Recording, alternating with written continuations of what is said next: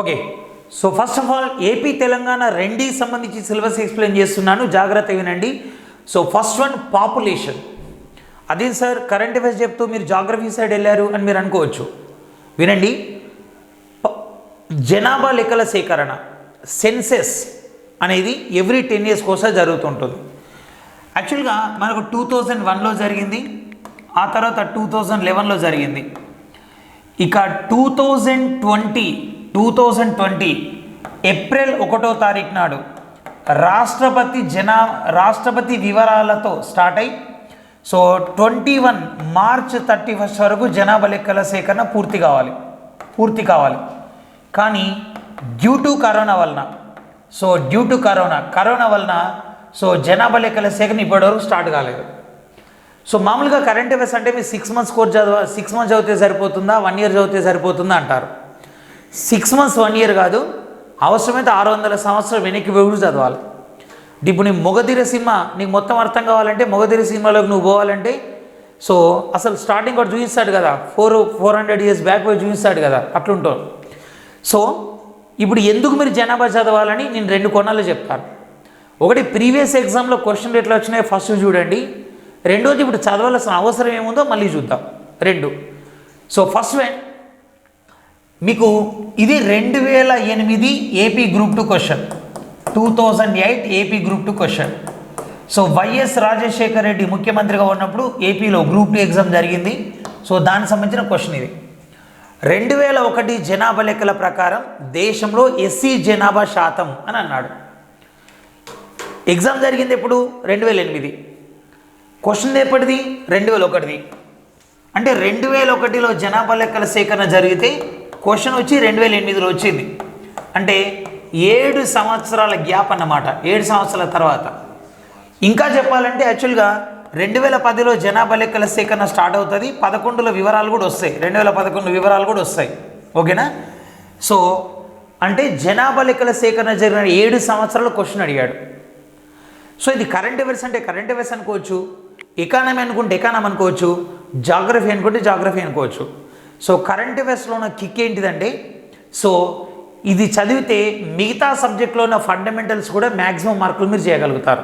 ఓకేనా? సో ఇది first question.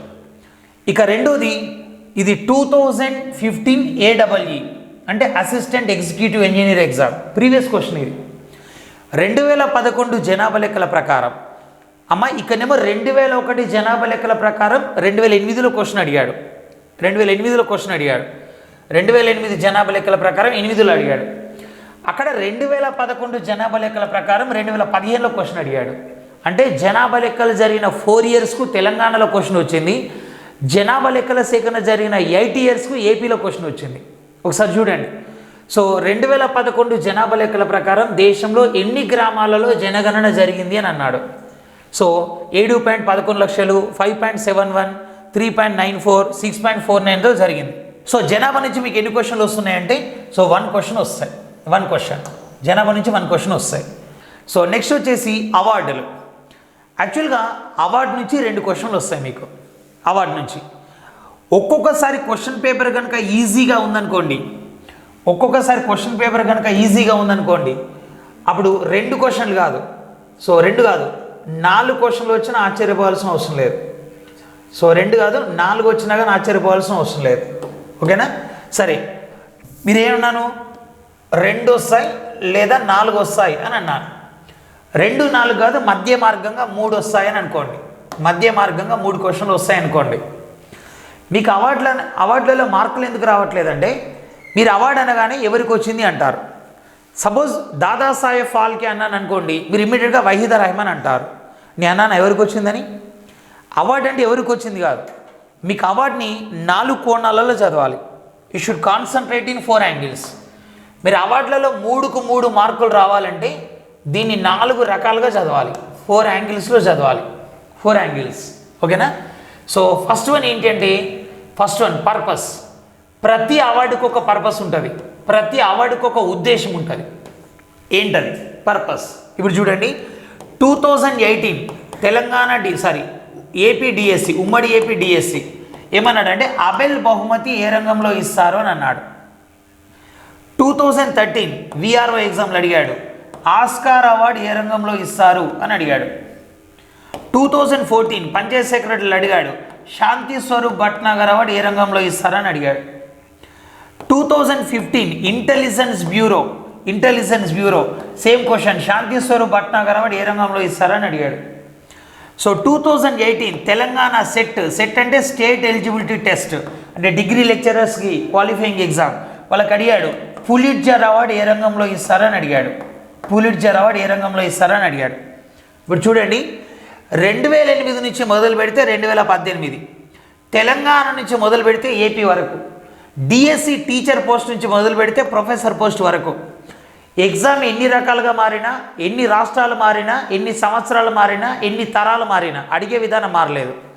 అంటే ఫస్ట్ మీరు ఒక అవార్డు రాగానే ఇది ఎవరికి ఇస్తారని కాదు, అసలు అవార్డు ఎందుకు ఇస్తారు అని నేర్చుకోవాలి. That is a common sense అన్నమాట. అంటే మీరేమనుకుంటారు, ప్రతి అవార్డు కింద ఇది ఏ రంగంలో ఇస్తారో రాసుకోవాలని అనుకుంటారు. తప్పది. ప్రతి అవార్డు కింద ఏ రంగంలో ఇస్తారో రాసుకోవడం కాదు. సో సాహిత్య పురస్కారాలను ఒక దగ్గర రాసుకున్నారనుకోండి, మీకు తెలియకుండా అలౌట్ అయిపోతుంది, ఓ ఈ సాహిత్యంలో ఇస్తారు అని. స్పోర్ట్స్ అవార్డు ఒక దగ్గర లిస్ట్ అవుట్ చేస్తారనుకోండి, మీకు తెలియకుండా అలౌట్ అయిపోతుంది, స్పోర్ట్స్లో ఇస్తారు అని. ఓకేనా?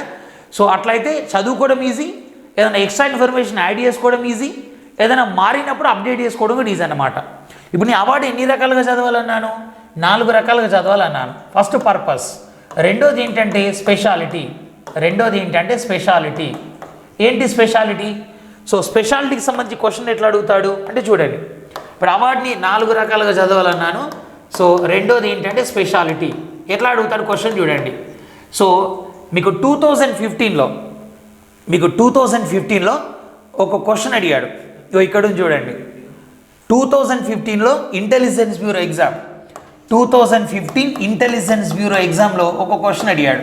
సార్ మేము గ్రూప్ 2 ప్రిపేర్ అవుతున్నాం, మాకు ఇంటెలిజెన్స్ బ్యూరో క్వశ్చన్ లేదని కాదు. కరెంట్ అఫైర్స్లో ఉన్న కిక్ ఏంటిదంటే థింక్ డిఫరెన్స్ విత్ పేషెన్స్. నువ్వు ఎంత విభిన్నంగా క్వశ్చన్లు అడుగుతావో, ఎంత విభిన్నంగా చదువుతావో అంత విభిన్నమైన ఆన్సర్ చేసే అవకాశం ఉంటుందన్నమాట. సో కరెంట్ అఫైర్స్లో సిలబస్ మారదు, అడిగే విధానం మారుతుంది. సో రాను మీకు అర్థమవుతుంటుంది. ఒక 1.5 అవర్ మీరు సిలబస్ని జాగ్రత్తగా వినండి. ఆ తర్వాతనే మీరు కోర్సులో జాయిన్ కావాలా లేదా అనేది ఒక ప్రాపర్ ఐడియాకి రండి. ఓకేనా? ఈ క్రింది వాణిలో మ్యాథమెటిక్స్ నోబెల్గా దేన్ని పిలుస్తారని క్వశ్చన్ అడిగాడు. ఈ క్రింది వాణిలో మ్యాథమెటిక్స్ నోబెల్ ఎవరైనా ఈ పీపీటీస్ కనుక మీకు కావాలనుకుంటే జీకే హౌస్ అనే టెలిగ్రామ్ ఉంటుంది. సో దానిలో జాయిన్ కండి. సో అందులో పీపీటీస్ మేము షేర్ చేస్తాం. So Abel prize, Ramanujan prize, Fields medal ఏది సరైనది కాదు. Abel prize, Ramanujam prize, Fields medal ఏది సరైనది కాదు. ఇది క్వశ్చన్. యాక్చువల్గా మీకు తెలుగు రాష్ట్రాల్లో మార్కెట్లో ఉన్న ఏ కరెంట్ అఫైర్స్ బుక్ అన్నా తీసుకోండి, ఏ కరెంట్ అఫైర్స్ బుక్ తీసుకున్నా కానీ దానిలో అబెల్ ప్రైజ్నే మ్యాథమెటిక్స్ నోబెల్ అంటారు అని ఉంటుంది. కానీ విషయం ఏంటంటే నేను ఇచ్చిన ఆప్షన్లో అబెల్ ప్రైజ్ ఉంది, కానీ వాడు ఇంటెలిజెన్స్ బ్యూరో ఎగ్జామ్లో ఇచ్చిన ఆప్షన్లో అబెల్ ప్రైజ్ లేదు. మనోళ్ళు అన్నారు క్వశ్చన్ తప్పు వచ్చింది అని. అంటే నీకు తెలియకుంటే తప్పు వచ్చినట్టేనే. సో యాక్చువల్గా క్వశ్చన్ తప్పు రాలేదు, మనమే తప్పు చదువుకున్నాం. ఏంటో చూడండి, మీ పుస్తకాల్లోనేమో అబెల్ ప్రైజ్ అని ఉంది, వాడు ఇచ్చిన ఆప్షన్ ఏమో fields medal, FIELDS, fields medal. ఓకేనా? సో ఇప్పుడు ఏది కరెక్టో చూద్దాం. అబెల్ ప్రైజ్ 2001లో స్థాపించారు, 2003 నుంచి ఇస్తున్నారు, 2003 నుంచి.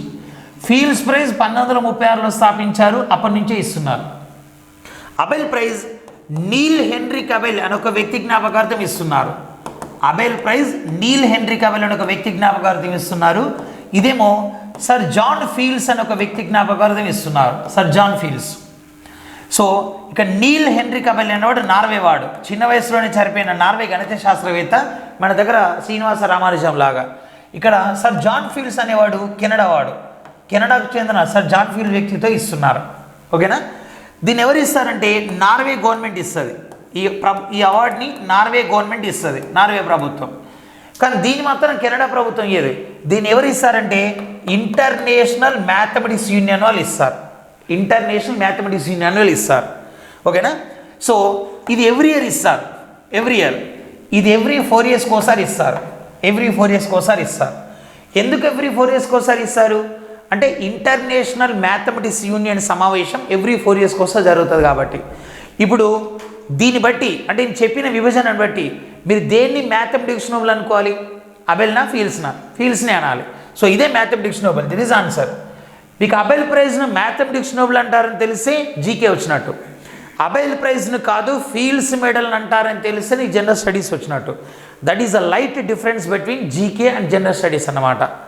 అంత కీన్ అబ్జర్వేషన్ నీ దగ్గర ఉండాలంటే ఒకటి గ్రూప్ స్టడీ అన్న నువ్వు చేస్తుండాలి, లేదు సో కోర్స్ అన్న జాయిన్ కావాలి. ఓకేనా? So next one. సో తర్వాత క్వశ్చన్ ఇక్కడ చూడండి. అవార్డ్ని మొత్తం ఎన్ని రకాలుగా చదవాలన్నా? 4 రకాలుగా చదవాలన్నా. అవార్డ్ని మొత్తం నాలుగు రకాలు చదవాలన్నా. సో ఫస్ట్ పర్పస్, 2 స్పెషాలిటీ వచ్చింది కదా, 2 స్పెషాలిటీ. ఇంకా మూడోది ఏంటంటే గ్రహీత, రిసిపియంట్, గ్రహీత.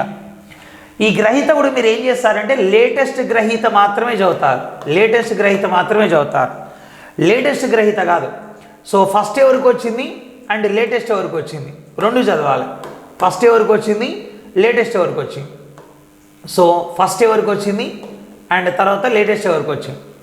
ఒకవేళ ఫస్ట్ వచ్చింది కనుక పురుషుడు అనుకో, అప్పుడు తొలి మహిళా గ్రహీత గురించి కూడా చదవాలి. ఫస్ట్ కనుక పురుషునికి వస్తే తొలి మహిళా గ్రహీత గురించి చదవాలి, తొలి మహిళా గ్రహీత గురించి చదవాలి. That is a common thing అన్నమాట. ఇప్పుడు సపోజ్ 2016లో తెలంగాణ గ్రూప్ 2 ఎగ్జామ్ జరిగింది, ఏపీ ఎస్ఐ ఎగ్జామ్ జరిగింది. 2016లో రామన్ మెగాసేసే అవార్డు బెజవాడ విల్సన్ అనే వ్యక్తికి వచ్చింది. అని పాకీ పనికి వ్యతిరేకంగా సఫాయి కర్మచారి ఆందోళన్ అనే ఒక సంస్థను స్థాపించి పోరాడాడు, ఆయనకు వచ్చింది. సో తెలంగాణ ఎగ్జామ్స్లో ఏమన్నాడు, 2016లో బెజవాడ విల్సన్ రామన్ మెగాసేస్ అవార్డు గ్రహీత, అతను స్థాపించిన సంస్థ పేరేంటి అన్నాడు. కానీ ఏపీకి వచ్చేసరికి ఏంటంటే, సో 2016 రామన్ మెగాసేస్ అవార్డు గ్రహీత బెజవాడ విల్సన్, అయితే ఈ అవార్డు పొందిన తొలి భారతీయుడు ఎవరు అని అడిగాడు. సో అంటే ఎప్పుడు కానీ కరెంట్ అఫైర్స్ బేస్ చేసుకొని జీకే అడుగుతున్నాడు, సపరేట్గా జీకే అడగట్లేదు గ్రూప్స్ లాంటి ఎగ్జామ్స్లో. అదే డిఎస్సి లాంటి ఎగ్జామ్స్ కనుక తీసుకున్నారనుకోండి, అప్పుడు సపరేట్ జీకే అనేది ఉంటుందన్నమాట. ఓకేనా? సో నెక్స్ట్ వన్, 4వది ఏంటంటే అనలిటికల్ స్టడీ. అనలిటికల్ స్టడీ అంటే దీన్ని ఏమంటానంటే విశ్లేషణాత్మక అధ్యయనం అంట, తెలుగులో దీన్ని విశ్లేషణాత్మక అధ్యయనం అంట. ఇక్కడ చూడండి, నీ 4th వన్ ఏమంటున్నానంటే విశ్లేషణాత్మక అధ్యయనం, విశ్లేషణాత్మక అధ్యయనం, దీన్నే అనలిటికల్ స్టడీ, అనలిటికల్ స్టడీ అని పిలుస్తాం. ఓకేనా? సో కరెంట్ అఫైర్స్లో మీరు ఏ టాపిక్ అన్నా తీసుకోండి, the topic has 3 stages. Suppose నువ్వు కరెంట్ అఫైర్స్లో ఇంటర్నేషనల్ టాపిక్ కనుక చదువుతున్నావు అనుకో, ఈ ఇంటర్నేషనల్ టాపిక్ కనుక చదివితే దాన్ని ఇప్పటిదాకా చెప్పిన 3 కోణాలలో చదివి ఇది ఇండియా వాళ్ళకి ఎవరెవరికి వచ్చింది అని చదవాలి. లేదు నువ్వు ఇండియా వాళ్ళ గురించే చదువుతున్నావు అనుకో, ఇండియాలో హయ్యెస్ట్ అవార్డు గురించి చదువుతున్నావు అనుకో, అది అయిపోగానే ఇది తెలుగు వాళ్ళకి ఎవరికి వచ్చింది, లేదా తెలంగాణ వాళ్ళకి ఎవరికి వచ్చింది, లేదా ఏపీ వాళ్ళకి ఎవరికి వచ్చింది చదవాలి. కొన్నిసార్లు తెలంగాణ ఏపీ సపరేట్ చేయడం కుదరదు, అప్పుడు తెలుగు వాళ్ళు ఎవరు అని చదువుకోవాలన్నమాట. ఇప్పుడు కేంద్ర సాహిత్య అకాడమీ ఉంది, ఒక్కొక్క రాష్ట్రం నుంచి ఒక్కొక్క రచయితకి ఇవ్వరు, ఒక్కొక్క భాష నుంచి ఒక్కొక్కరికి ఇస్తారు. ఇప్పుడు తెలుగు వాళ్ళం ఏపీ తెలుగే, తెలంగాణ తెలుగే, అప్పుడు ఈయన తెలంగాణ వాడు ఈయన ఏపీ వాడు అని చదువుతామా? కాదు, తెలుగు రచయిత అని చదువుతాం, అలా అన్నమాట. ఓకేనా? అదే నువ్వు తెలుగుకు సంబంధించి హయ్యెస్ట్ అవార్డు కనుక చదువుతున్నావు అనుకో, తెలుగుకు సంబంధించి హయ్యెస్ట్ అవార్డు కనుక చదివితే అప్పుడు వాళ్ళ వ్యక్తిగత విషయాల గురించి చదవాలన్నమాట. వ్యక్తిగత విషయాలంటే 2 భార్యల 3 పిల్లలు అని కాదు, ఆయన ఏ జిల్లా వాడు, ఏ పుస్తకం రాశాడు అని, ఇతర పుస్తకాలు ఏంటి నా ప్రత్యేకతలు ఏంటివి చదవాలన్నమాట. ఇది అవార్డు చదివే విధానం.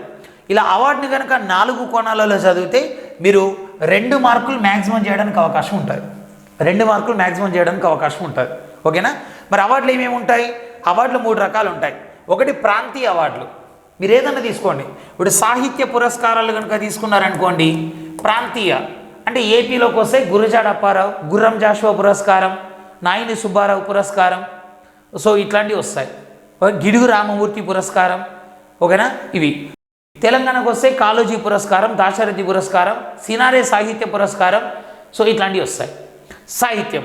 అదే మీరు ఫిల్మ్ తీసుకున్నారనుకోండి, ఫిల్మ్ తెలంగాణకైతే సింహ అవార్డు అని వస్తుంది, అదే ఏపీకి అయితే నంది అవార్డు అని వస్తుంది, నంది అవార్డు అలా. అండ్ లేకపోతే నువ్వు ఇంకేదన్నా తీసుకో, మీరు ఏ టాపిక్ తీసుకోండి, ప్రతి దానిలో ఏపీ తెలంగాణ సపరేట్ వస్తాయి. ఓకేనా? జాతీయ అవార్డులు. ఇప్పుడు జాతీయ అవార్డులు అంటే సాహిత్యంలో జాతీయ అవార్డులు ఏమున్నాయి? కేంద్ర సాహిత్య అకాడమీ అవార్డు ఉంది, అండ్ తర్వాత వచ్చి ఇంకేముంది, జ్ఞానపీఠ అవార్డు ఉంది, జ్ఞానపీఠ. అండ్ సాహిత్యంలో సరస్వతి సమ్మాన్ అవార్డు ఉంది, వ్యాస సమ్మాన్ అవార్డు ఉంది, ఇవన్నీ జాతీయ అవార్డులు అయితే. అదే సాహిత్యంలో అంతర్జాతీయ అవార్డు అనుకోండి, కామన్వెల్త్ షార్ట్ స్టోరీస్ ప్రైజ్ ఉంటుంది, కామన్వెల్త్ షార్ట్ స్టోరీస్ ప్రైజ్ ఉంటుంది. అండ్ నెక్స్ట్ వచ్చేసి డిఎస్సి ప్రైజ్ ఉంటుంది, డిఎస్సి ప్రైజ్. అండ్ అది కాకుండా ఇంకా Man Booker prize and Booker international prize and Nobel literature prize ఇవన్నీ ఉంటాయి. అంటే మీరు ఏ టాపిక్ అన్నా తీసుకోండి, రీజనల్ ఉంటుంది, నేషనల్ ఉంటుంది, ఇంటర్నేషనల్ ఉంటుంది. మిగతావన్నీ కలిపిస్తాను కానీ రీజనల్ ఇచ్చేటప్పటికి మాత్రం సపరేట్ ఇస్తాను. Okay, so next one. And తర్వాత జాతీయ అవార్డులు. సపోజ్ ఇప్పుడు జాతీయ అవార్డులు తీసుకున్నారనుకోండి, ఒక క్వశ్చన్ ఇస్తాను. మీకు అందరికీ పౌర పురస్కారాలు అంటే బాగా తెలిసే కదా. పౌర పురస్కారం అంటే పద్మవిభూషణ్, పద్మభూషణ్, పద్మశ్రీ, భారతరత్న ఇవన్నీ ఉన్నాయి కదా. ఇప్పుడు భారతరత్న అత్యున్నత పురస్కారం అంట. ఫర్ ఎగ్జాంపుల్ బాయ్స్, మీరు అందరు జాగ్రత్తగా చూడండి స్టూడెంట్స్. సో యాక్చువల్లీ ఏంటంటే ఇప్పుడు మీరు సినిమా పురస్కారాలు తీసుకున్నారనుకోండి, మన దేశంలో సినిమా పురస్కారాలు చాలా ఉన్నాయి. తెలుగు అయితే సింహ, తెలంగాణలో ఏపీలో నంది. అండ్ దేశంలో తీసుకుంటే దేశంలో తీసుకుంటే Filmfare award and national film award, Dadasaheb Phalke, IFFI, IIFA, SIIMA ఇవన్నీ ఉన్నాయి. అంతర్జాతీయంగా తీసుకుంటే గోల్డెన్ గ్లోబ్, ఆస్కార్ ఉన్నాయి. ఓన్లీ మనం జాతీయ చదువుతున్నాం కాబట్టి ఇప్పుడు దేశంలో అత్యున్నత సినిమా పురస్కారంగా దేన్ని చెప్తున్నాం మనం? దాదాసాహెబ్ ఫాల్కే చెప్తున్నాం, దాదాసాహెబ్ ఫాల్కే. అదే మీరు సాహిత్యం తీసుకున్నారనుకోండి, సరస్వతి సమ్మాన్, వ్యాస సమ్మాన్, కేంద్ర సాహిత్య అకాడమీ, జ్ఞానపీఠ, మూర్తిదేవి పురస్కారం ఇట్లాంటివి ఉన్నాయి. దీనిలో అత్యున్నత అవార్డుగా దేన్ని చెప్తున్నాం? జ్ఞానపీఠే చెప్తున్నాం. అత్యున్నత అవార్డుగా జ్ఞానపీఠ అవార్డు చెప్తున్నాం. నేను ఓన్లీ సిలబస్ మాత్రం ఎక్స్ప్లెయిన్ చేస్తున్నాను, వినండి. ఆ తర్వాత వచ్చేసి నెక్స్ట్ సైన్స్ అండ్ టెక్నాలజీ తీసుకున్నారనుకోండి, శాంతి స్వరూప్ భట్నాగర్ అత్యున్నత అవార్డు అంటున్నాం. అండ్ తర్వాత వచ్చేసి స్పోర్ట్స్ కనుక తీసుకున్నారనుకోండి, క్రీడల అవార్డుని మేజర్ ధ్యాన్ చంద్ ఖేల్ రత్న, సో దీన్ని అత్యున్నత అవార్డుగా చెప్తున్నాం. మేజర్ ధ్యాన్ చంద్ ఖేల్ రత్న అత్యున్నత అవార్డుగా చెప్తున్నాం. ఓకేనా? అలాగే మిలిటరీ లేదా గ్యాలంటరీ పురస్కారాలు తీసుకున్నారనుకోండి, సో చాలా ఉన్నాయి మనకు. పరమవీర్ చక్ర, మహావీర్ చక్ర, వీర చక్ర, కీర్తి చక్ర, అశోక చక్ర, శౌర్య చక్ర ఉన్నాయి కదా. దీనిలో అత్యున్నత అవార్డుగా దేన్ని చెప్తున్నామంటే పరమవీర చక్ర చెప్తున్నాం, పరమవీర్ చక్ర. ఇక పౌర పురస్కారాలు ఉన్నాయి, భారతరత్న, పద్మభూషణ్, పద్మవిభూషణ్, పద్మశ్రీ ఉన్నాయి కదా. సో దీనిలో భారతరత్న అత్యున్నత అవార్డుగా చెప్తున్నాం. గాయస్ ఇదంతా సాట భారతం అంతా బోర్డు మీద ఎందుకు రాసినంటే వినండి. ఇప్పటిదాకా ఇప్పుడు ఈ క్వశ్చన్కి ఆన్సర్ చేయాలంటే ఇది తెలవాలి. క్వశ్చన్ ఏంటో చూడండి. ఇది ప్రీవియస్ క్వశ్చన్, ఎప్పుడు 2009 యూపీఎస్సీ సివిల్ సర్వీసెస్లో వచ్చిన క్వశ్చన్. ఇది సివిల్ సర్వీసెస్లో వచ్చిన క్వశ్చన్. సో అంటే కానిస్టేబుల్ నుంచి మొదలు పెడితే కలెక్టర్ దాకా టాపిక్ ఒకటే ఉంటుంది, కానీ అడిగే విధానం మారుతుంది. కాబట్టి మన ఆలోచన విధానం అనేది మార్చుకుంటూ ఉండాలి. అంటే మార్చాల్సింది కోచింగ్ సెంటర్లు కాదు, ఫస్ట్ చేంజ్ యువర్ యాటిట్యూడ్, ఆలోచన విధానం మారాలి. అంత శాస్త్రీయంగా చెప్పాలంటే మీరు ఒక అడిక్టెడ్ మైండ్తో కోర్సులో ఉండాలి అండ్ ప్రతిరోజు క్లాస్కి అటెండ్ కావాలి. ఒక 4 months కనుక మీరు రెగ్యులర్గా క్లాసెస్ కనుక యాప్లో విన్నారంటే you will become a master. So దానిలో అయితే తిరుగులేదు. ఓకే, సో ఇక్కడ ఏమన్నాడు, భారత్లో అత్యున్నత పురస్కారం భారతరత్న కాగా భారత్లో 2వ అత్యున్నత పురస్కారం ఏంటి అని అన్నాడు. ఇప్పుడు విషయం ఏంటి, ఇవన్నీ భారత్లో అత్యున్నత పురస్కారాలు. ఇప్పుడు నీ బోర్డు మీద రాసినవన్నీ కూడా భారత్లో అత్యున్నత పురస్కారాలు. సో దాదాసాహెబ్ ఫాల్కే దేశంలోనే అత్యున్నత పురస్కారం, కానీ సినిమా రంగంలో మాత్రమే. జ్ఞానపీఠ దేశంలోనే అత్యున్నత పురస్కారం, కానీ సాహిత్యంలో మాత్రమే. అండ్ శాంతి స్వరూప్ భట్నాగర్ దేశంలోనే అత్యున్నత పురస్కారం, కానీ సైన్స్ అండ్ టెక్నాలజీలో మాత్రమే. మేజర్ ధ్యాన్ చంద్ ఖేల్ రత్న దేశంలోనే అత్యున్నత పురస్కారం, కానీ స్పోర్ట్స్లో మాత్రమే. సో ఇవన్నీ ఒక్కొక్క రంగంలో మాత్రమే అత్యున్నత పురస్కారాలు. అలాగే పౌర పురస్కారాలు అత్యున్నత పురస్కారం కూడా భారతరత్న. సో పౌర పురస్కారం ఎన్ని ఉన్నాయి? 4 ఉన్నాయి. భారతరత్న, పద్మవిభూషణ్, పద్మభూషణ్, పద్మశ్రీ. వన్స్ అగైన్ భారతరత్న, పద్మవిభూషణ్, పద్మభూషణ్, పద్మశ్రీ 4 ఉన్నాయి కదా. ఈ 4 అత్యున్నత పురస్కారం ఏంటి? పౌర పురస్కారంలో భారతరత్న. రెండోది ఏంటి? పద్మవిభూషణ్. మరి ఓవరాల్గా అత్యున్నత పురస్కారం ఏంటి? భారతరత్న. మరి రెండోది ఏంటిది అంటున్నాడు. రెండోది ఏంటిది అనగానే మీరు అందరూ పద్మవిభూషణ్ అంటారు. అమ్మ పద్మవిభూషణ్ కాదు, సో పద్మవిభూషణ్ కాదు. దాని ఆన్సర్ ఏంటి అంటే పరమవీర్ చక్ర అత్యున్నత పురస్కారం.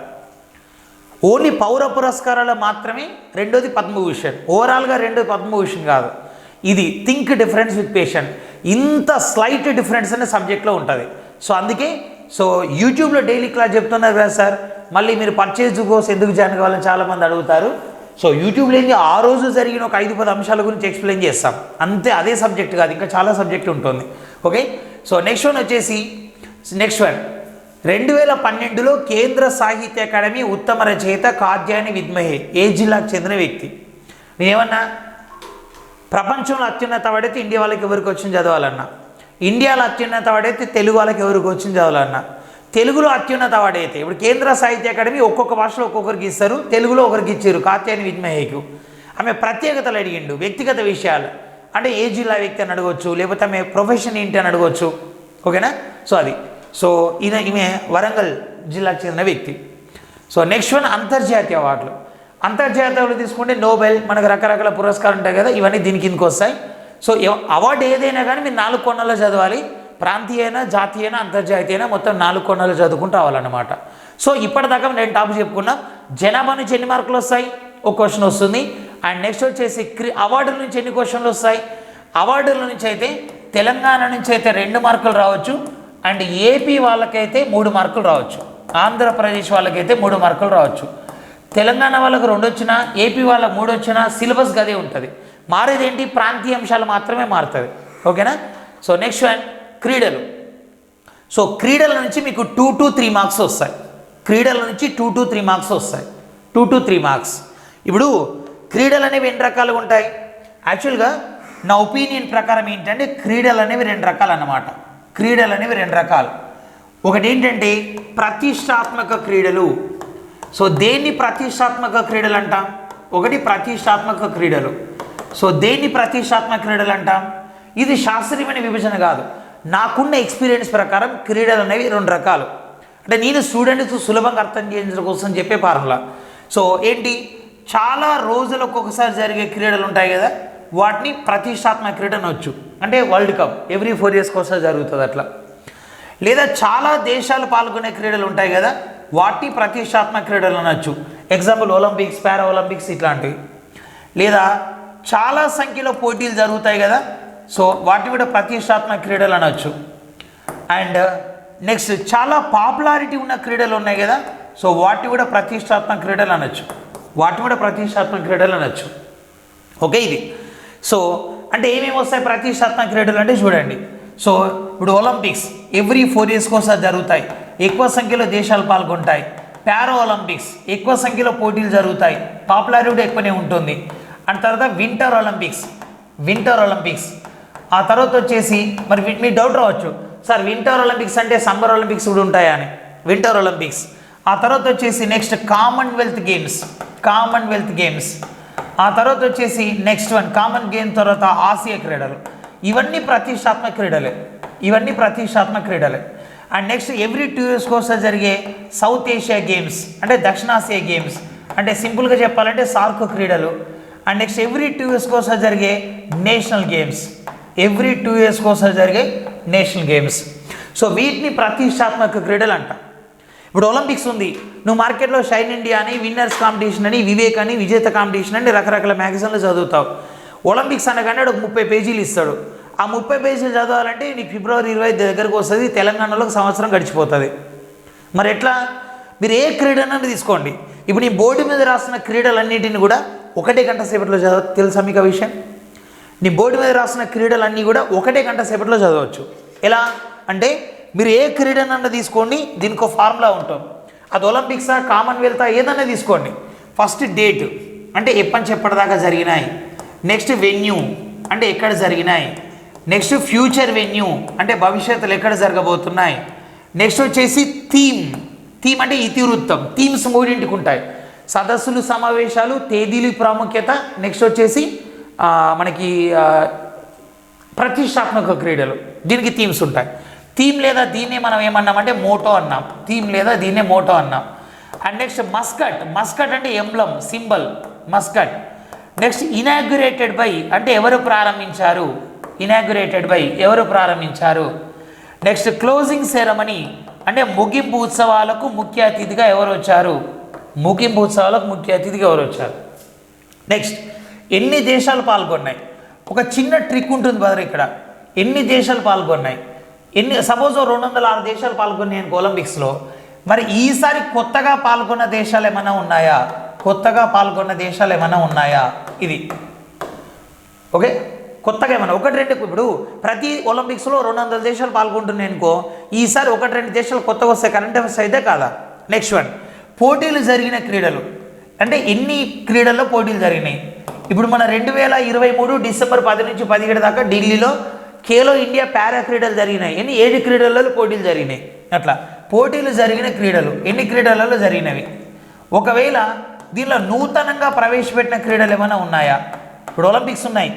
2016 ఒలింపిక్స్ బ్రెజిల్లో జరిగినాయి 28 క్రీడలు. అదే మన 2021లో టోక్యోలో జరిగినవి 33 క్రీడలు. 2016 నుంచి 21కి వచ్చేసరికి 5 క్రీడలు పెరిగినాయి. Baseball, karate, climbing, surfing, skateboard. ఇది కరెంట్ అఫైర్సే కాదు అట్లా.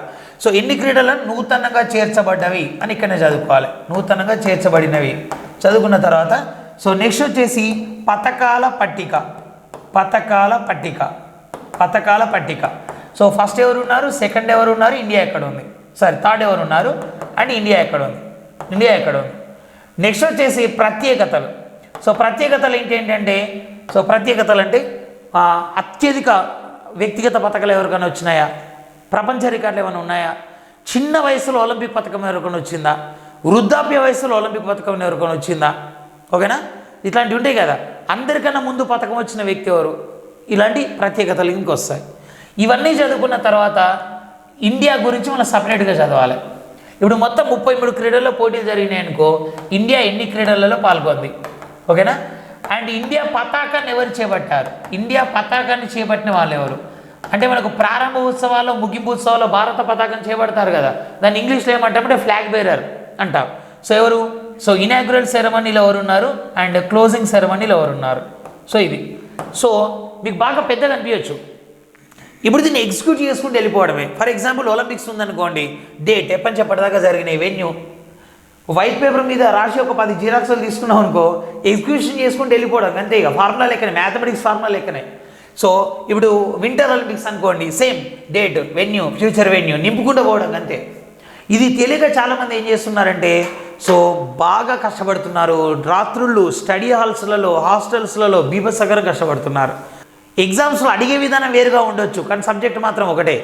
సో అందుకని మీరు కోర్సులు జాయిన్ తొందరగా కంప్లీట్ చేసుకున్నారనుకోండి, సో తర్వాత మీరు ఎగ్జామ్ సిరీస్ లాంటి అటెంప్ట్ చేసుకుంటూ మీ పర్ఫార్మెన్స్ని చెక్ చేసుకోవచ్చు, ఓకే.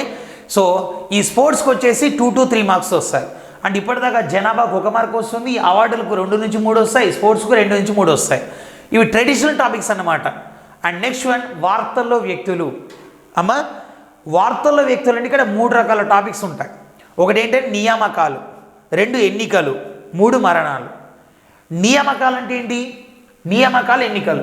నియామకాలు అంటే రకరకాల కమిటీలు, కమిషన్లు ఉన్నాయి కదా, అవన్నీ ఇక్కడ వస్తాయి. లేదా రకరకాల సంస్థలు, లేదా రకరకాల అధ్యక్షులు. రకరకాల అధ్యక్షులు అంటే దేశాల అధ్యక్షులు కాదు, రకరకాల సంస్థలకు అధ్యక్షులు, లేదా చైర్మన్లు, లేదా డైరెక్టర్ జనరల్లు, వాళ్ళందరూ దీని కింద వస్తారు. ఎన్నికలు అంటే సీఎంలు, పిఎంలు రకరకాల దేశాలకు, అండ్ ప్రెసిడెంట్స్ రకరకాల దేశాలకు, అండ్ మన దేశానికి వస్తే గవర్నర్లు ఇవన్నీ దీని కిందకి వస్తాయి. అండ్ మరణాలు అంటే సపోజ్ అడగవచ్చు, ఇటీవల మరణించిన జస్టిస్ ఫాతిమా బీవీ అనిచ్చి కింద ఒక హైకోర్టుకు తొలి మహిళా ప్రధాన న్యాయమూర్తి, లేదా సుప్రీంకోర్టుకు తొలి మహిళా ప్రధాన న్యాయమూర్తి, లేదా సుప్రీంకోర్టుకు తొలి మహిళా న్యాయమూర్తి, ఏదో ఒకటి ఇవ్వచ్చు. సో ఈ 3 టాపిక్స్ కవర్ చేశారనుకోండి, ఈ 3 టాపిక్స్ కవర్ చేస్తే మీకు ఖచ్చితంగా 2 మార్కులు వస్తాయి. మీకు ఓన్లీ నియామకాల నుంచే 2 మార్కులు వస్తాయి. నమ్మట్లేదు కదా. ఇప్పుడు చూడండి క్వశ్చన్, ఇది 2016 తెలంగాణ గ్రూప్ 2 క్వశ్చన్. తర్వాత వచ్చింది 2018 తెలంగాణ సిడిపిఓ క్వశ్చన్. అండ్ మధ్యలో ఏపీ గ్రూప్ 2 క్వశ్చన్ కూడా ఒకటి ఉంది, చెప్తాను. సో 2016 తెలంగాణ గ్రూప్ 2 క్వశ్చన్ ఏంటంటే నేపాల్ ప్రధానమంత్రి ఎవరు, అప్పుడు పుష్పకమల్ దహాల్. ఇలాంటి క్వశ్చనే 2017 ఏపీ గ్రూప్ 2లో వచ్చింది. 2017 ఏపీ గ్రూప్ 2. ఇప్పుడు 2017 ఏపీ గ్రూప్ 2 మార్చిలో జరిగింది preliminary exam. UNO secretary general ఎవరని అడిగాడు. గ్రూప్ 2 అంటే ప్రతి క్వశ్చన్ బ్రహ్మాండం బద్దలు కొట్టే క్వశ్చనే రావాలని ఏం లేదు, అందులో కూడా మీడియం క్వశ్చన్స్, మోడరేట్ క్వశ్చన్స్ ఉంటాయి దానిలో కూడా, ఓకేనా. గ్రూప్ 2 ప్రిపేర్ అవుతున్నా అని ప్రపంచంలో ఎవరిని తెలియదు నాకు రావాలి, ప్రపంచంలో ఏ పుస్తకంలో లేని నా దగ్గర ఉండాలంటే మరి ఎగ్జామినర్ కన్నా తెలియనా లేదా, ఓకే. సో ఇది నెక్స్ట్ వచ్చేసి 2017 జనవరి 1న నియమించబడ్డ యుఎన్ఓ నూతన సెక్రటరీ జనరల్. మీరేమనుకుంటారు, యుఎన్ఓ నూతన సెక్రటరీ జనరల్ అంటే పేరేం పేరు అని అడుగుతారు అనుకుంటారు. కింద చూడండి, ఒక దేశ మాజీ అధ్యక్షుడు, ఒక దేశ మానవ హక్కుల కార్యకర్త, ఒక దేశ మాజీ ప్రధాని, ఒక దేశ మాజీ సైనిక నియంత. మీరు ఎప్పుడు కానీ యుఎన్ఓ సెక్రటరీ జనరల్గానే ఆంటోనియో గుటెర్రస్, ఈయన పోర్చుగల్ వాడు, ఓకేనా, పదవీకాలం 5 సంవత్సరాలు చదువుకుంటూ పోతారు. కానీ అక్కడ ఏ దేశం వాడు అడగలేదు, ఆయన ప్రొఫెషన్ ఏంటి, ఆ దేశానికి మాజీ ప్రధానియా, ఆ దేశానికి మాజీ అధ్యక్షుడా, ఆ దేశానికి మాజీ సైనిక నియంత్రణ, లేదా ఆ దేశంలో మానవకుల కార్యకర్తన. ఎంత సెన్సిటివ్ క్వశ్చన్. అందుకే ఒక సునిశ్చితమైన పరిశీలన ఉన్నటువంటి ఎక్స్పర్ట్ ఆధ్వర్యంలో కనుక మీరు క్లాసెస్ వింటే సో మీరు ఈజీగా రీచ్ కాగలుగుతారు. సో నెక్స్ట్ వన్ వచ్చేసి అబ్రివేషన్స్. సో మీరు అడగొచ్చు, ఏంటి సార్ అని వెరైటీ చెప్తున్నారు అంటే, ఇది ఎగ్జామ్లో వచ్చిన కొత్త ట్రెండ్ ఇది. అబ్రివేషన్ అనగానే మీరు పుస్తకంలో జీకే పుస్తకాలు ఉంటుంది, ఏసీ అనగానే ఆల్టర్నేటివ్ కరెంట్, ఓకే, బీబీసీ అంటే బ్రిటిష్ బ్రాడ్కాస్టింగ్ కార్పొరేషన్, బీసీ అంటే బిఫోర్ క్రైస్ట్, ఏసీ అంటే ఆఫ్టర్ క్రైస్ట్, ఇట్లా మీరు బట్టి కొడతారు కదా, అవి కాదు. ఇప్పుడు చూడండి అబ్రివేషన్స్ ఎట్లా అడిగాడు. ఇది 2016 తెలంగాణ గ్రూప్ 2 క్వశ్చన్. కావాలంటే మీరు పేపర్ చెక్ చేసుకోండి. 2016 తెలంగాణ గ్రూప్ 2 క్వశ్చన్ ఏమన్నాడు, ఇటీవల ప్రజలు ఎక్కువగా ఎల్టీఈ మొబైల్స్ వాడుతున్నారు. ఇటీవల ప్రజలు ఎక్కువగా ఎల్టీఈ మొబైల్స్ వాడుతున్నారు. ఎల్టీఈ అన్న పదాన్ని విస్తరించండి. ఎల్టీఈ అన్న పదాన్ని విస్తరించండి. So long term evolution, light term elimination, long term efficiency, lunar technical emulsion. Lunar technical emulsion. So ఇది ఆప్షన్స్ ఇచ్చాడు. అంటే అర్థం ఏంటంటే లాంగ్ టర్మ్ ఎవల్యూషన్. చూడు బ్రదర్, ఒకప్పుడు ఎల్టీ మొబైల్స్ ఉండేది 2016లో, అంటే లాంగ్ టర్మ్ ఎవల్యూషన్. ఆ తర్వాత వివోఎల్టీ మొబైల్స్ వచ్చినాయి, అంటే voice over long term evolution. ఆ తర్వాత వివోఐపీ ఫోన్స్ వచ్చినాయి, అంటే వాయిస్ ఓవర్ ఇంటర్నెట్ ప్రోటోకాల్. అంటే ఇవి సాంప్రదాయమైన అబ్రివేషన్సా, మోడర్న్ ట్రెండ్ నుంచి వస్తున్న అబ్రివేషన్సా? మోడర్న్ ట్రెండ్ అనమాట. అందుకే నీ అబ్జర్వేషన్ డిఫరెంట్గా ఉండాలి. సో నీ అబ్జర్వేషన్ ఎంత డిఫరెంట్గా ఉంటే నీ సబ్జెక్ట్ అంతా ఈజీగా రీచ్ కాగలుగుతావు. ఓకేనా? So next one, 2017 Telangana FRO forest range officer exam LAN అనే పదాన్ని విస్తరించని అన్నాడు, అంటే లోకల్ ఏరియా నెట్వర్క్. సార్ అన్ని తెలంగాణ వాళ్ళే చెప్తారు, ఏపీ వాళ్ళే చెప్పొద్దని ఎవరు అనుకోవద్దు. ఇప్పుడు ఏపీ వాళ్ళే చూడండి. 2019 ఏపీ కానిస్టేబుల్లో క్వశ్చన్ అడిగాడు. ఇటీవల కేంద్ర ఎన్నికల సంఘం నేత అనే మొబైల్ అప్లికేషన్ ప్రవేశపెట్టింది. సో ఆ నేత అనే పదాన్ని విస్తరించని అని అడిగాడు. అంటే నేషనల్ ఎలక్టోరల్ ట్రాన్స్ఫార్మింగ్ అప్లికేషన్. అదే ఏపీ ఎగ్జామ్లో చూడండి, ఏపీ కానిస్టేబులే, మార్చిలో ఇది మెయిన్స్ ఎగ్జామ్. ఇటీవల కేంద్ర ప్రభుత్వం ప్రవేశపెట్టిన పథకం PM కుసుమ్, దీన్ని విస్తరించండి. PM కుసుమ్ అంటే prime ministers Kisan Urja Suraksha evam Utthan Mahabhiyan. Prime ministers Kisan Urja Suraksha evam Utthan Mahabhiyan, that is PM Kusum. PM Kusum, PM Kusum. Okay, PM Kusum. Okay, so next one, పుస్తకాలు రచయితలు. సో ఇప్పటిదాకా అబ్రివేషన్స్ నుంచి ఒక క్వశ్చన్ వస్తుందని చెప్పాను. అబ్రివేషన్ నుంచి కంపల్సరీ ఒక మార్క్ వస్తుంది, 1 మార్క్. ఆ తర్వాత నెక్స్ట్ వన్, పుస్తకాలు రచయితలు. అదే సార్ సింపుల్గా చెప్తారు. ఏపీ గ్రూప్ 2 వాళ్ళు మీకు 2017లో గ్రూప్ 2 మార్చిలో జరిగింది. సో గ్రూప్ 2 అప్పుడు క్వశ్చన్ అడిగాడు. 2016 నవంబర్లో తెలంగాణలో జరిగింది, 17లో మార్చిలో జరిగింది. అంటే 2 రాష్ట్రాల మధ్య గ్రూప్ 2 ఎగ్జామ్కు తేడా 4 నెలలు. ఆ 4 నెలల్లో ఒకటే క్వశ్చన్ 2 రాష్ట్రాలలో అడిగాడు. ఒకటే క్వశ్చన్ 2 రాష్ట్రాలు అడిగాడు. ఇప్పుడు చూడండి, సో ఇదే క్వశ్చన్ అంటే తెలంగాణ క్వశ్చన్, సేమ్ క్వశ్చన్ మళ్ళీ ఏపీలో వస్తుంది. చూడండి, సో 2016 నవంబర్, హాఫ్ లయన్ పుస్తక రచయిత మంజు పాండే, సుమిత్ర మహాజన్, వినయ్ సీతాపతి, ఎమాన్యుయల్ మేక్రాన్. వినయ్ సీతాపతి. ఇది తెలంగాణ. వితిన్ 4 మంత్స్లో ఏపీ వాళ్ళకి అడిగాడు. So AP group 2 preliminary 2017. చూడండి, హాఫ్ లైన్ పుస్తకం ఎవరి జీవితం గురించి వివరిస్తాం. మైండ్ బ్లాక్ అయింది ఒక్కొక్కడికి. మనం ఏం చదువుతాం, పుస్తకంలో రచయితలు బట్టి కొడతాం.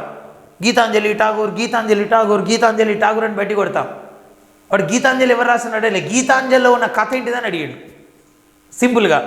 అంటే ఎంత మోడర్న్ చేంజ్. ఇక్కడ సిలబస్ మారిందా, అడిగే విధానం మారిందా? మరి ఇంత సైంటిఫిక్ అప్రోచ్ కావాలంటే మాతో జట్టు కట్టండి. సో నెక్స్ట్ వన్, ప్రభుత్వ పథకాలు. ఇప్పుడు అసలు విషయం వస్తుంది. సార్ మేము ఏపీ వాళ్ళం కదా, సో ఏపీ వాళ్ళు కూడా ప్రభుత్వ పథకాలు చదవాలా?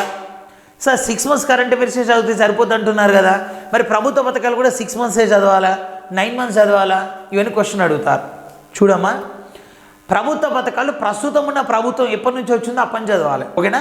సో అసలు నువ్వు రాష్ట్ర ప్రభుత్వ పథకాలు, కేంద్ర ప్రభుత్వాలు చదవడం ఎటువంటి జాగ్రత్తలు తీసుకోవాలి చూద్దాం.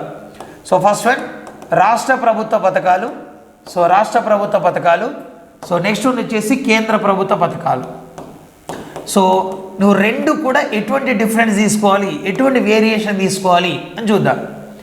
సో రాష్ట్ర ప్రభుత్వ పథకాలు చేసేటప్పుడు ఫస్ట్ డేట్, రాష్ట్ర ప్రభుత్వ పథకాలు చేసేటప్పుడు ఫస్ట్ డేట్ ఎప్పుడు స్టార్ట్ అయింది. 90% రాష్ట్ర ప్రభుత్వ పథకాలకు డేట్ అవసరం, కానీ 90% కేంద్ర ప్రభుత్వ పథకాలకు డేట్ అవసరం లేదు. ఓకేనా? రెండు వెన్యూ. సో 90% రాష్ట్ర ప్రభుత్వ పథకాలు ఎక్కడ ప్రారంభించబడ్డాయని చదవాలి, అదే 90% కేంద్ర ప్రభుత్వ పథకాలకు వెన్యూ అవసరం లేదు. ఆ తర్వాత వచ్చేసి పర్పస్ అంటే ఉద్దేశం. సో ఉద్దేశం ఇది మూడోది, కానీ ఇక్కడ పర్పసే ఫస్ట్. ఇప్పుడు బేటీ బచావో బేటీ పడావో అనగానే ఎక్కడ స్టార్ట్ అయింది, ఎప్పుడు స్టార్ట్ అయింది కాదు, అసలు దాని ఉద్దేశం ఏంటి. ఓకేనా? సో ఉడాన్ పథకం అనగానే ఎక్కడ స్టార్ట్ అయింది, ఎప్పుడు స్టార్ట్ అయింది కాదు, దాని ఉద్దేశం ఏంటి. సో పర్పస్ ఇక్కడ ఉంటుంది, అక్కడ ఉంటుంది. కానీ రాష్ట్ర ప్రభుత్వ పథకాల్లో పెద్దగా ఇంపార్టెన్స్ కాదు, లాస్ట్కి వస్తుంది అది. కానీ ఇక్కడ ఫస్టే పర్పస్. ఆ తర్వాత స్పెషాలిటీ, ప్రత్యేకతలు అన్నీ చదువుతాం. సో ఎంతమంది బెనిఫిట్, ఇవన్నీ వివరాలన్నీ చదువుతాం. సేమ్ ఇక్కడ కూడా స్పెషాలిటీ వస్తుంది. దీంతో రాష్ట్ర ప్రభుత్వ పథకాలు క్లోజ్ అవుతుంది.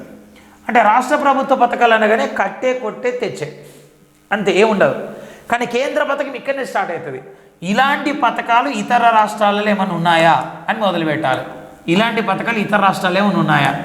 ఇప్పుడు కేంద్ర ప్రభుత్వం షాదీ షగున్ అనే వివాహ పథకం తీసుకొచ్చి, సో ఇలాంటి పథకాలు వేరే రాష్ట్రాలు, దేశం మొత్తం చదవాలి. జాతీయ అంశాలు అంటే అంతే. జాతీయ అంశాలు అంటే కేంద్ర ప్రభుత్వ అంశాలు, రాష్ట్ర అంశాలు అంటే మన రాష్ట్ర అంశాలు కాదు. జాతీయ అంశాలు అంటే మన రాష్ట్రం తప్ప దేశానికి సంబంధించిన అన్ని అంశాలు జాతీయ అంశాల కిందకి వస్తాయి. సో అది గుర్తుపెట్టుకోవాలి. ఓకే? సో నెక్స్ట్ వన్, ఈ మధ్యలో ఎగ్జామ్స్ ఎట్లా అడుగుతున్నాడంటే, ఒక పథకం ఇచ్చి దీన్ని ఎవరు అమలు చేస్తున్నారని, కొత్త ట్రెండ్ ఇది, దీన్ని ఎవరు అమలు చేస్తున్నారు అంటున్నాడు. సపోజ్ వినండి, దేశంలో 100% విద్యుదీకరణ లక్ష్యంగా 2017 సెప్టెంబర్లో కేంద్రం ప్రధానమంత్రి సహజ్ బిజ్లీ హర్ఘర్ యోజన అనే పథకాన్ని ప్రవేశపెట్టింది. ఓకేనా? సో లేదా దాన్ని ఏమైనా సౌభాగ్య అనే పేరుతో కూడా పిలుస్తున్నాం. ఈ పథకం అమలులో నోడల్ ఏజెన్సీగా వ్యవహరిస్తున్న సంస్థ అని అన్నాడు. నోడల్ ఏజెన్సీ ఇది ఏ పుస్తకాల్లో దొరకదు.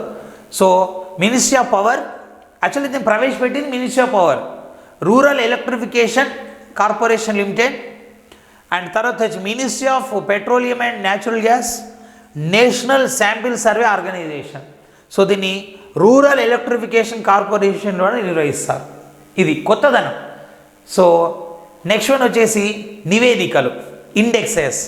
సో ఇప్పటిదాకా చెప్పుకున్న ప్రభుత్వ పథకాల నుంచి ఏంటంటే జాగ్రత్త వినండి, రాష్ట్ర ప్రభుత్వ పథకాల నుంచి 3 to 4 క్వశ్చన్స్ వస్తాయి, కేంద్ర ప్రభుత్వ పథకాల నుంచి 2 to 3 క్వశ్చన్స్ వస్తాయి.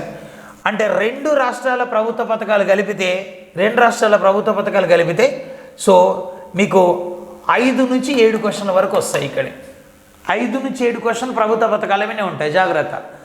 సో నెక్స్ట్ వన్ వచ్చేసి ఇండెక్సెస్, దీన్నే నివేదికలు అంటాం.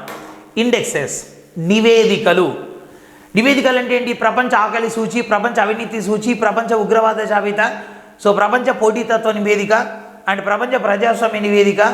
ఓకేనా? అండ్ మిలిటరీ వ్యయ నివేదిక, నిరుద్యోగ నివేదిక, రకరకాల నివేదికలు ఉంటాయి. ఓకే? సో దీని నుంచి ఒక మార్క్ వస్తుంది, కానీ దీన్ని ఎవరు కూడా మ్యాక్సిమం చేయలేరు, ఎందుకంటే సివిల్ సర్వీసెస్ టాపిక్ ఇది. సపోజ్ ఇప్పుడు ప్రపంచ ఆకలి సూచి ఉందనుకోండి, ప్రపంచ ఆకలి సూచి, ఆకలి నివేదిక, వరల్డ్ హంగర్ ఇండెక్స్ అనేది ఉందనుకోండి. ఓకేనా? దీన్ని యుఎన్ఓ వాడు తయారు చేయొచ్చు, దీన్ని ఫుడ్ అండ్ అగ్రికల్చర్ ఆర్గనైజేషన్ వాళ్ళు తయారు చేయొచ్చు, దీన్ని వరల్డ్ బ్యాంక్ వాళ్ళు తయారు చేయొచ్చు, దీన్ని టైం పత్రిక వాడు తయారు చేయొచ్చు, దీన్ని హిందూ పేపర్ వాడు తయారు చేయొచ్చు. ఓకేనా? లేదా దీన్ని వచ్చేసి ఇంకా ఏ సంస్థనైనా తయారు చేయొచ్చు. అంటే ఒక నివేదిక చదివేటప్పుడు ఫస్ట్ ర్యాంక్ ఏంటి అని చదవద్దు, అసలు దాన్ని ఎవరు రూపొందించారు. ఓకేనా? నెక్స్ట్, ఎన్ని దేశాలు పరిగణలోకి తీసుకున్నారు? ఎందుకు ఎన్ని దేశాలు పరిగణలోకి తీసుకున్నారంటే, ఇప్పుడు 100 దేశాలు పరిగణలోకి తీసుకున్నప్పుడు భారత్కి 80 ర్యాంక్ వచ్చింది అనుకో, దాని వాల్యూ వేరే ఉంటుంది. అదే 200 దేశాలు తీసుకున్నప్పుడు 80 వచ్చింది అనుకో, దాని వాల్యూ వేరే ఉంటుంది. 80 దేశాలే పరిగణలోకి తీసుకున్నారనుకోండి, 80 ర్యాంక్ వస్తే దాని వాల్యూ వేరే ఉంటుంది. ఒక ర్యాంకింగ్ మంచిదా చెడ్డదా అని చెప్పాలంటే ఫస్ట్ అసలు ఎవరు రూపొందించారు, అంటే ఎన్ని దేశాలు పరిగణలోకి తీసుకున్నారు. అండ్ థర్డ్ వన్ వచ్చేసి ఏ అంశాల ఆధారంగా ర్యాంకింగ్ ఇచ్చారు.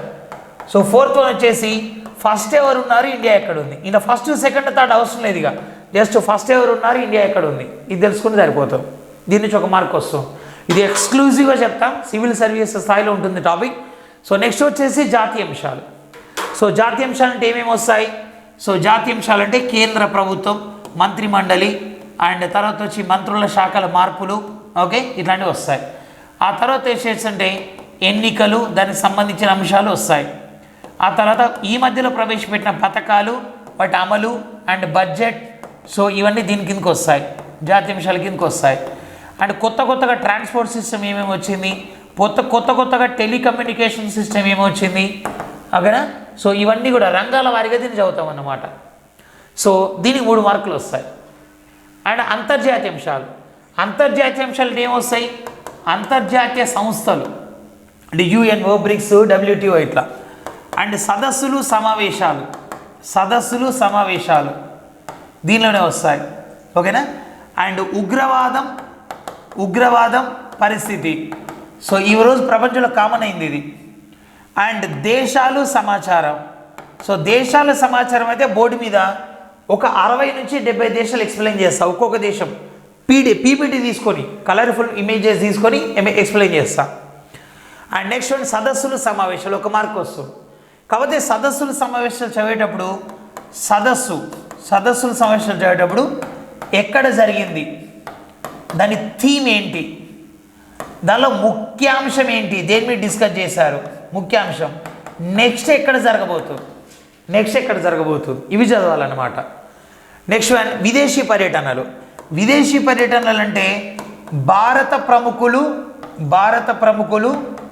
విదేశీ పర్యటనలు వస్తాయి, విదేశీ పర్యటనలు. అలాగే విదేశీ ప్రముఖులు అండ్ భారత పర్యటన వస్తుంది, ఎవరెవరు మన దేశానికి వచ్చారు. అండ్ MOUs ఒప్పందాలు అంటే మెమోరాండం ఆఫ్ అండర్స్టాండింగ్, పరస్పర అవగాహన ఒప్పందాలు, అవన్నీ దీనిలో డిస్కస్ చేస్తాం. అండ్ సమాచార వ్యవస్థ, సో సమాచార వ్యవస్థ అంటే news paper and telephone and cell phone and తర్వాత వచ్చి రేడియో అండ్ టీవీ, ఓకేనా, టీవీ. సో ఇవన్నీ టెలికమ్యూనికేషన్స్ ఇవన్నీ దీనిలో వస్తాయి అన్నమాట. నెక్స్ట్ వన్ సపోజ్ ఇప్పుడు సమాచార వ్యవస్థ అంటే మీరేమనుకుంటారు, రేడియోని ఎవరు కనుగొన్నారు, ఇట్లాంటి క్వశ్చన్లు అడుగుతాను అనుకుంటారు. ఇప్పుడు చూడండి, ఈ క్వశ్చన్ 2016 ఏపీ కానిస్టేబుల్ అడిగిన క్వశ్చన్. ఏపీ వాళ్ళు, ప్రధాని మోడీ మన్ కీ బాత్ కార్యక్రమాన్ని ఎప్పుడు ప్రారంభించారు? మనకు స్వచ్ఛ భారత్ 2014 అక్టోబర్ 2న స్టార్ట్ అయితే తెల్లవారు అక్టోబర్ 3న స్టార్ట్ అయింది. ఇది ఇటీవలే 2023 ఏప్రిల్ 30న సో 100వ ఎపిసోడ్ కూడా స్టార్ట్ అయింది, 100వ ఎపిసోడ్. సో ఇక్కడ క్వశ్చన్ స్టాండర్డ్ క్వశ్చన్, కానీ రేడియో గురించి అడిగింది కాబట్టి ఇది మన సమాచార వ్యవస్థ గురించి చెప్పుకున్నాం, అంతే తేడా. నెక్స్ట్ వన్ ట్రాయ్ 2021 నివేదిక ప్రకారం దేశంలో సెల్ ఫోన్ వినియోగదారుల సంఖ్య, ఇంటర్నెట్ వినియోగదారుల సంఖ్య, ఇవన్నీ దీని కింద వస్తాయన్నమాట ఇట్లాంటివి. So next one new trends. So boys ఇక్కడ ఇష్యూ ఏంటంటే మనకి కొత్త ఫ్యాషన్స్ ఉన్నట్టుగా సో ఇక్కడ కూడా కొత్త ఫ్యాషన్స్ ఉంటాయి, సో కొత్త ట్రెండ్స్ ఉంటాయి. ఇప్పుడు అంతా కూడా గవర్నెన్స్ నడుస్తుంది, ఎలక్ట్రానిక్ పరిపాలన. అంటే భారత ప్రభుత్వం సో ప్రజలతో మమేకం కావడం కోసం రకరకాల పద్ధతులను ఫాలో అవుతుంది. దానిలో బ్రాండ్ అంబాసిడర్స్, ఇప్పుడు తెలంగాణ పోలీసులు జూనియర్ ఎన్టీఆర్ను ప్రచారకర్తగా పెట్టుకున్నారు. ఎందుకంటే పోలీసుల పట్ల ప్రజల్లో కొంత అపోహ ఉంది. సో ఈ మీడియేటర్స్ బారిన పడి ప్రజలు మోసపోతున్నారు. ఈ మధ్యలో పోలీసులు ఫ్రెండ్లీ పోలీసులను ఆశ్రయిస్తున్నారు కాబట్టి ఒక ప్రముఖుని ద్వారా ఆ విషయం చెప్పారనుకోండి, అలా ఇప్పుడు హెల్మెట్ వాడకపోతే నష్టం అని పోలీసులు చెప్పేదానికన్నా ఆ పోలీసులు ఒక సెలబ్రిటీతో ఇప్పిస్తే జనం ఎక్కువ అట్రాక్ట్ అవుతారు కదా. ఈవెన్ సైన్యం కూడా బ్రాండ్ అంబాసిడర్ పెట్టుకుంది. BSF వాళ్ళు విరాట్ కోహ్లీని, CRPF PV సింధుని ఇలా brand ambassadors. Toll free numbers, so ఈరోజు ప్రతి డిపార్ట్మెంటు ఒక బ్రాండ్ అంబాసిడర్ని పెట్టుకుంటుంది. ఒక టోల్ ఫ్రీ నెంబర్ ఉంటుంది, ఒక మొబైల్ యాప్ ఉంటుంది, అండ్ తర్వాత ఒక వెబ్సైట్ ఉంటుంది. ఈ 4 కలిపి మీకు 2 మార్క్స్ వస్తాయి. ఇవి ఎక్కడ కూడా బయట దొరకవు, ఓన్లీ ఎక్స్క్లూజివ్గా మన దగ్గర మాత్రమే చెప్తాం. ఇక తేదీలు ప్రాముఖ్యత, మీరు అనుకుంటారు సార్ తేదీలు ప్రాముఖ్యత ఏముంది సార్, ఎవడు పడితే ఆడే చదువుతాడు, ఇది కూడా చెప్పాను నీ దగ్గర కోచింగ్ రావన్నా అని అనొచ్చు. మీరేం చెబుతారు, జూన్ 5 ప్రత్యేకత అంటారు. ఏంటి జూన్ 5 ప్రత్యేకత? ప్రపంచ పర్యావరణ దినోత్సవం. ఇప్పుడు దీన్ని మీరు ఆన్సర్ ఎలా చేస్తారో చూద్దాం. సో ప్రపంచ పర్యావరణ దినోత్సవం ఏ రోజు నిర్వహిస్తారు అంటే కింద ఎక్కడో ఒక ఆప్షన్లలో జూన్ 5 ఉంటుంది, అది పెడితే కరెక్ట్ అవుతుంది. రెండోది జూన్ 5 ప్రత్యేకత అంటే ప్రపంచ పర్యావరణ దినోత్సవం. అబ్బా ఇంత ఈజీ ఉన్నాయని సార్, ఇంత ఈజీ క్వశ్చన్లు అడుగుతాడా అని. ఇది ఓల్డ్ స్టైల్. ఇప్పుడేం అడుగుతున్నాడు, ప్రపంచ పర్యావరణ దినోత్సవం జూన్ 5, అయితే దీన్ని తొలిసారి ఎప్పుడు నిర్వహించారు. కథం సైకిల్ స్టాండ్లో సగం సైకిల్ పడతాయి, ఏం జరుగుతుందో అర్థం కాదు. పక్కోడు మనని చూస్తాడు, ఓకేనా, అప్పటికే మనం వాడిని చూస్తుంటాం. ఇద్దరం విషయం అడిగినాక అర్థమవుతుంది, ఓకేనా. ఇప్పుడు 4వ కోణం చూడండి, ప్రపంచ పర్యావరణ దినోత్సవం జూన్ 5, అయితే 2021లో దీని థీమ్ ఏంటి అంటే ఇది పాత పీపీటీ, సో మీరు 23లో అని మాడిఫికేషన్ చేసుకోవచ్చు. ఇతివృత్తం. ఇంకోటి, ఎవరి జన్మదినం, ఎవరి వర్ధంతి, ఎవరి సంఘటన ఆధారంగా జూన్ 5ను ప్రపంచ పర్యావరణ దినోత్సవంగా నిర్వహిస్తారు. కొన్ని డేట్లు ఉన్నాయి. ఇప్పుడు ప్రపంచ ఆహార దినోత్సవం అన్నాం, ఎందుకంటే food and agriculture organisation October 10న స్థాపించబడ్డది కాబట్టి. అండ్ జాతీయ ఉగ్రవాద దినోత్సవం, వ్యతిరేక దినోత్సవం మే 21 అన్నాం, ఎందుకంటే రాజీవ్ గాంధీ ఉగ్రవాదంలో చనిపోయింది కాబట్టి. జూన్ 5 వరల్డ్ ఎన్విరాన్మెంట్ డే అన్నాం, ఎందుకంటే ప్రపంచ పర్యావరణ సంస్థ ఆ రోజు స్థాపించబడ్డది కాబట్టి ఆ డేట్ రోజు. ఇవి ఓకేనా. సో కంపల్సరీ ఏపీ వాళ్ళు 30కి 25 మార్కులు తీసుకునే విధంగా కోర్సు డిజైన్ చేస్తాం మేము. అండ్ తెలంగాణ వాళ్ళు సో డ్యూరేషన్ ఎక్కువ ఉంది కాబట్టి ఒకటే కోచింగ్స్తో మీరు మల్టీ ఎగ్జామ్స్ రాసే విధంగా సో ఈ కోర్స్ అనేది ప్రొవైడ్ చేయడం జరుగుతుంది. సో ఇంకెవరు ఉంటే మీ ఫ్రెండ్స్కి ఇన్ఫర్మేషన్ షేర్ చేయండి. Thank you, all the best.